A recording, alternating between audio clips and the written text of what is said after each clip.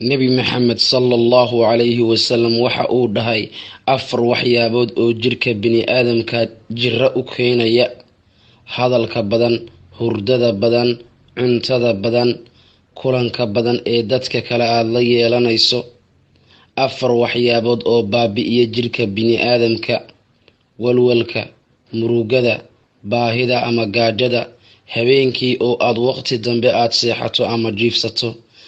4 waxyaabood oo nuurka iyo farxadda wejiga kaa qaada: beenta, xushmad darrida, ku adkaysashada waxa khaldan adoo og in aad ku doodo arrin adoo wax aqoona ama cilmi ku filan aadan u lahayn, xumaanta badan si aan cabsi ku jirin in aad u samayso xumaanta.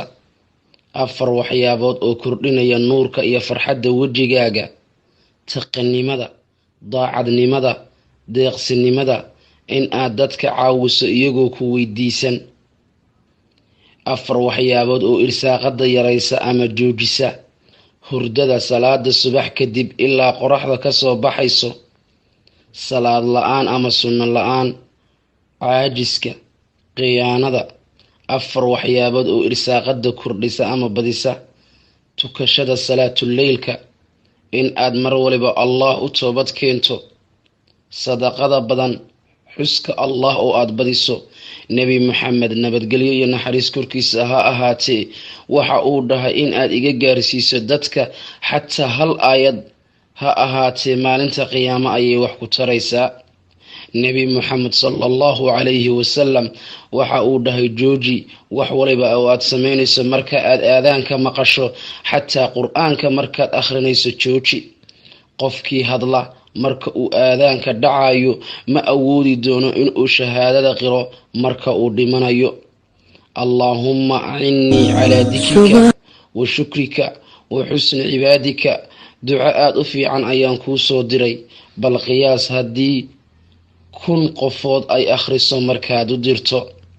nebi maxamed sallallahu calayhi wasalam waxa uu dhahay xabata sawdada waxay daawo u tahay jiro kasta ilaa geerida mooye. qolka ama guriga uu yaallo weligiis faqri ma noqonayo. saliidda saytuunka waxay daawo u tahay 76 jiro.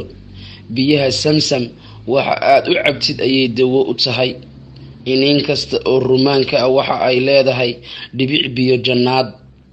guri kasta oo timiri taalana gaajo ma noqonayso.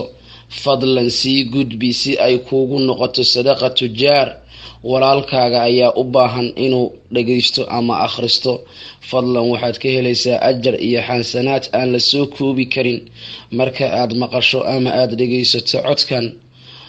ha noqon qof keligiis dhagaysta oo ka faa'iidaysta, ee waxa u baahan dad walaalaha ah oo ay arrintani ka qarsoon tahay. marka fadlan u gudbi qof kasta oo walaalka ah oo asxaabtaada ka mid ah si ay uga faa'iidaystaan erayadan qiimaha badan leh.